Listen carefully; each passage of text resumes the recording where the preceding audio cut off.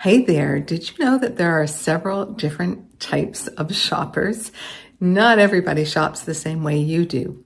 And today I am going to talk about 10 of those types and how your shopping style affects both the size and the functionality of your wardrobe. So join me and see if you can figure out what's your shopping style and how does that impact your wardrobe.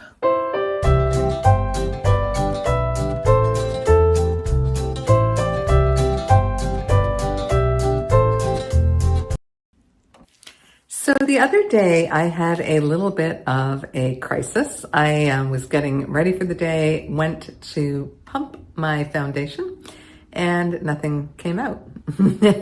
And I knew I had been kind of eking out small little spurts for probably several weeks before this. And suddenly I had run out of borrowed time. So I ended up having to adjust my schedule for the day and get out to get some replacement makeup. And also I found other things, eyeshadows and mascara and lipstick and all these things that were also really down to the last little bits I was eking out, and it was really time for an update. Now, what kind of shopper do you think I am when you hear that story? Well, I'm Joan Kosmichuk, your seasonal color, style, and confidence coach. And today I want to talk to you about the 10 most common styles of shopping that affect your wardrobe.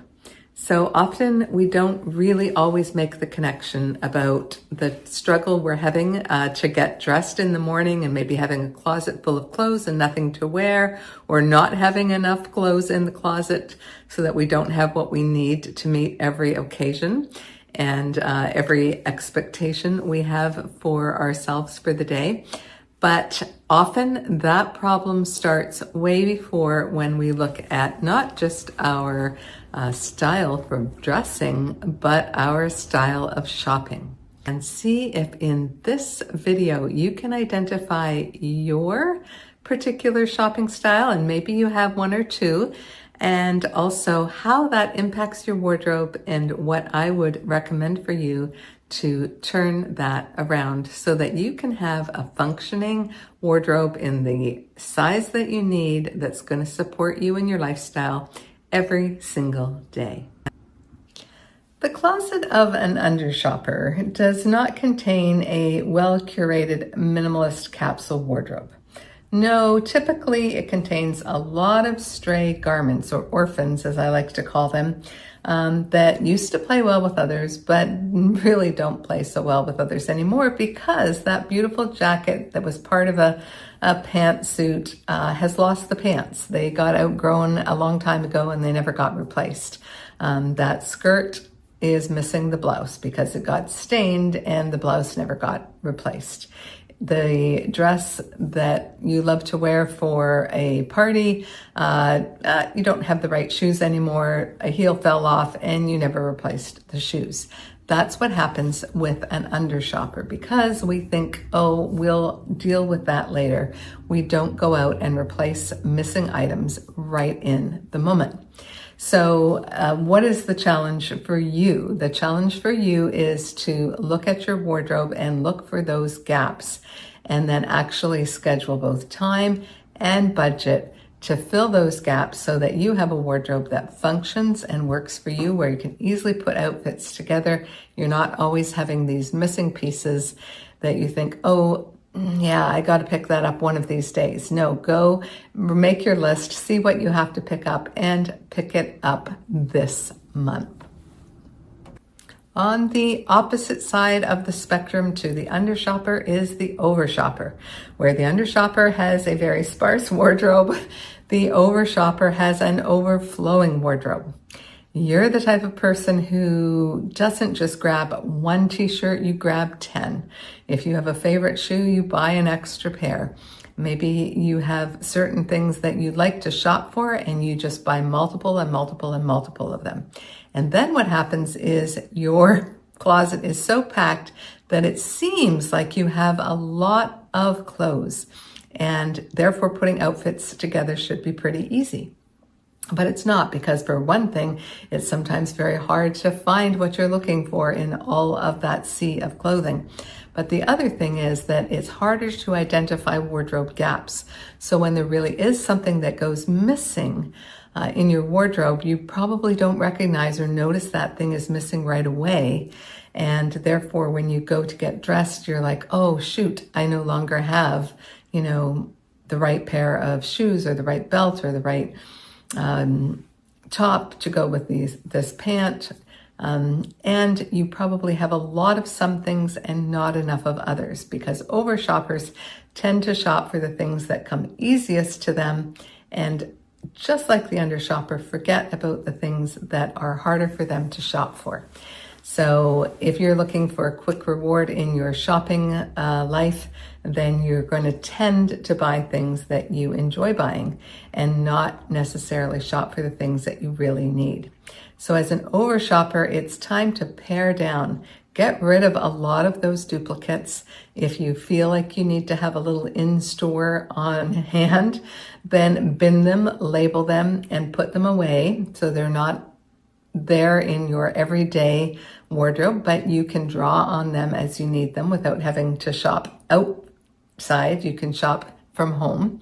But then also you'll be able to see, what am I missing? What do I really need to shop for that I don't even have one of, never mind duplicates. So that's going to help you out as an over shopper.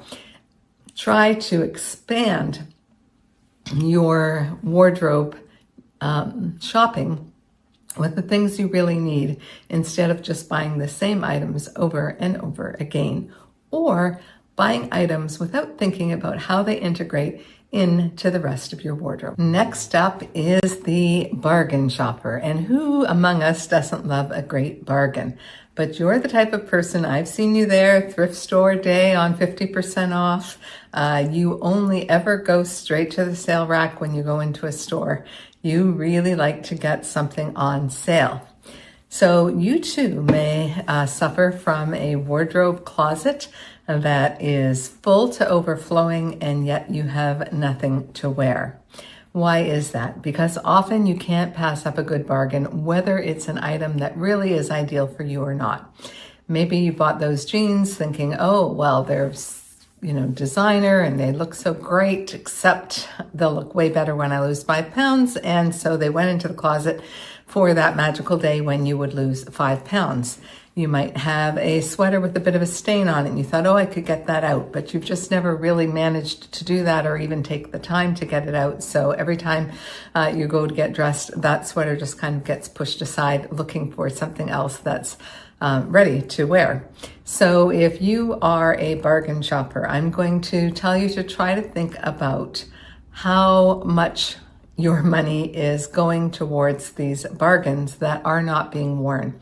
Go through your closet and look at the number of things that you've bought on sale at thrift that just are not being worn. And ask yourself, calculate how much did that cost you? Because do you know that 10 outfits at $10 at a thrift store or a sale rack is equal to one outfit, or more expensive than one outfit for, say, $80 that is tailor-made for you. So I'm all for thrifting and getting a deal and getting a bargain. I love to buy things on sale as well, but make sure what you're buying on sale or what you're shopping for in thrift is actually a garment that fits you perfectly, not something you have to lose weight or have altered if you're not going to alter it right away.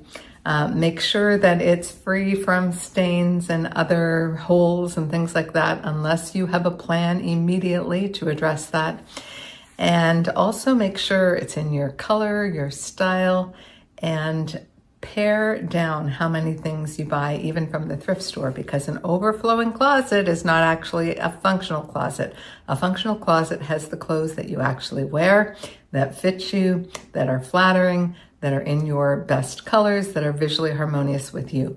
So if you are a bargain hunter, I'm going to say even a 99-cent sweater is not a good deal if it's not the right piece for you. So I'm going to blame Instagram and Pinterest maybe for those of us who get caught up into what I call the fantasy shopper. We are shopping things that are beautiful, that are intricate, that maybe have a higher level of refinement than is actually aligned with our day-to-day lifestyle.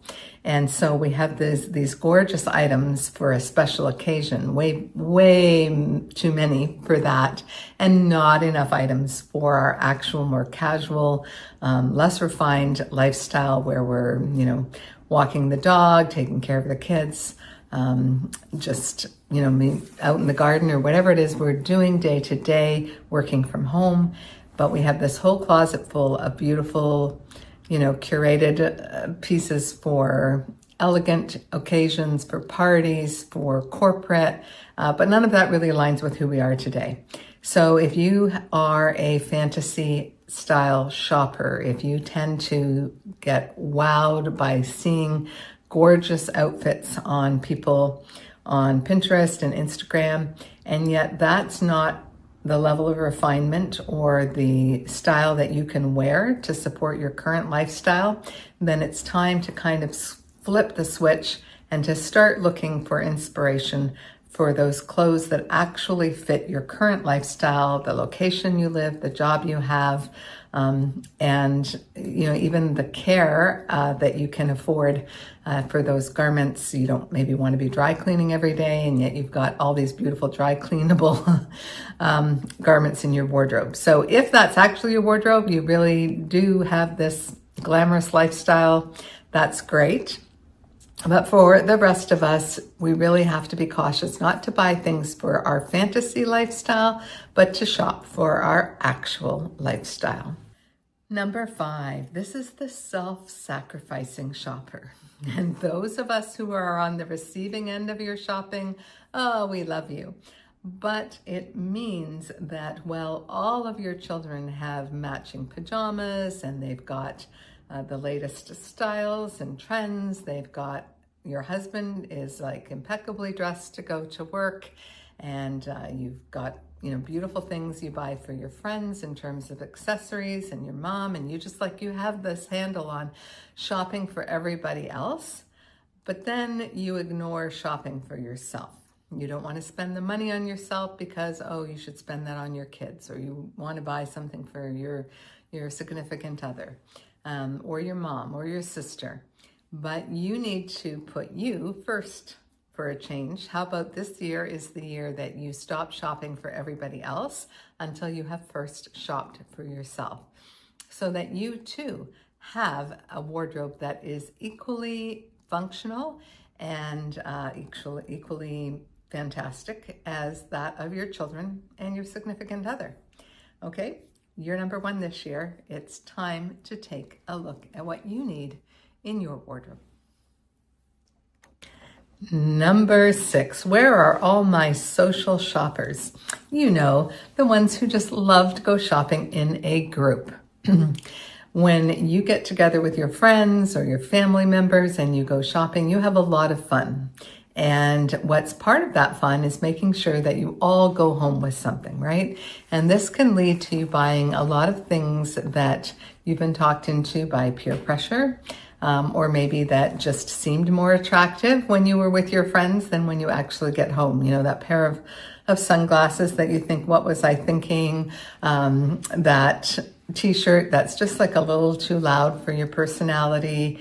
It all depends on who you shop with and how they're going to influence you. But some people can actually talk you out of things that you absolutely love by making you feel like they are not working for you because the person who's with you doesn't really like that particular style. So you're getting very swayed and making shopping purchases based on your peer group that you are shopping with. It could also be even just the salesperson who you are giving too much, weight to their thoughts about what you should try on and what you should wear. Always, we can be open to trying on new things and having new experiences, but when it comes down to making that purchase and keeping that purchase, you need to make sure it's 100% aligned with you. It works for your body signature. It works for your overall style and the overall look and feel of your wardrobe and your current lifestyle. So maybe just think about not shopping with others for a little bit. Shop on your own. Make sure you figure out what it is you need. And then when you're really anchored in the kinds of things that you should be buying, then you can go back and shop with the group. And you're going to be able to hold your own ground and not get talked into things or talked out of things that you need for your wardrobe. The cousin of the social shopper is the status shopper. Like the social shopper, you shop with others' approval in mind. So you might be not even knowing who they are, but just, oh, everybody's wearing this, or this is the trend, or if I want to fit in, I should be buying this. And you can be very susceptible to salespeople talking you into things, or just what you're seeing on Pinterest or TikTok or whatever, what's trending. You can easily, I'll give a classic example of this is there's just a little trend that went through a few months ago about these jeans that feel like pajamas. And so my sister and I went out looking for these jeans. And, in reality, when we saw them, they were like, yeah, I have pajamas that look better than those on me. So that's a trend that I'm just going to pass on by. But that is how you shop, is you shop these trends or you shop this influence, and you're not really thinking about what is the best clothing for you, for your body type, for your style, what colors suit you best, and you kind of just get taken along with the flow. And so you end up with a wardrobe of a whole lot of trendy pieces that, quickly go out of trend, and really a lot of gaps in your wardrobe, nothing, no basics, nothing to really anchor your wardrobe. And also you can end up with a whole lot of items, this overflowing closet, but it feels very disconnected from who you are because you haven't really taken the time to figure out what are the styles that you should be embracing, what are the trends that actually do work for you, and which ones should you just pass by. So be careful of being a status shopper, of always dressing for the masses instead of dressing for yourself. Do a little bit of introspective work before you go shopping. Are you a perfectionist shopper? Do you bring items home and then end up returning them because there's always something that's just not quite perfect? It could be the way the shoulder seam fits, or it might be a little gap, little curve in a seam that you see isn't straight. Maybe the pockets aren't quite as deep as you wanted them to be, or the collar seems like a little bit asymmetrical. And to anybody else, these things would look fine, but to you, they don't feel quite right. And so you return the garment and you keep shopping. Every now and again, you get a hit of dopamine when you find that perfect garment, the quality, the color, the style, the fit, everything about it is perfect for you. And you're so excited you bring that piece home, but you have nothing else to wear with it because you so rarely get that perfect find. So I'm going to encourage you to just lower your standards, not a lot, just enough that you can put some basic pieces in your wardrobe so that you actually have clothes to wear, functional wardrobe, while you are seeking out those ever more perfect pieces. And then you have time to look around because you now have good enough in your closet to be able for you to just wear every day and have function, but then you can continue to shop for those perfect pieces. And maybe eventually you'll have that perfect wardrobe, maybe not, but just lower your standards a little bit in order to get the pieces you need, and then go off and do your search for perfection. In number 9, we find the farthest thing from the perfectionist shopper, and this is the impatient shopper. You recognize you're missing something in your wardrobe and you go out to find it, and you go to one store and you are looking for a pair of navy pants, and you see them, you check, oh, your size, you grab them, stick them in a bag, bring them home. and they go in the closet. You don't even take time to try them on or take the tags off, because all you wanted to do was get that pair of navy pants and cross that off your list. But then comes the morning where you need those navy pants, and you put them on and you discover that, oh, despite the size listed, they don't actually fit you that great. The cut of them is not that ideal for you. And they're not really super comfortable, and you kind of don't want them anymore. But then you look at the sales tag and you look at the receipt and you realize, oh, it's past the return date. And so you're stuck with a pair of pants that don't really fit, but you don't really want to take the time to look for another pair, so you just make do with them. This ends up with a whole lot of items in your closet that are not ideal for you, and probably not the best match for color and fit. So a little patience in looking around and taking some time to try things on in store or as soon as you bring them home will help you to avoid these, mishaps and mistakes and build for you a more functional wardrobe. Well, we're down to number 10, and if you have not yet discovered yourself in one of these shopping styles, then I bet this is you. I call you the savvy shopper. I rarely get a glimpse inside your wardrobe because you don't need me. You have a beautifully curated, functioning wardrobe where every piece in the closet not only fits you to perfection, but it's also in your color, and there's a clear style, and everything nicely mixes and matches and plays together. And when something needs repair, or it needs altering, or it needs replacing, you're on it. You have set that aside. You've made that a mission for your week on your to-do list, and you get that piece fixed or replaced promptly, so that your wardrobe continues to support and function you. Everything in your wardrobe works for your current lifestyle.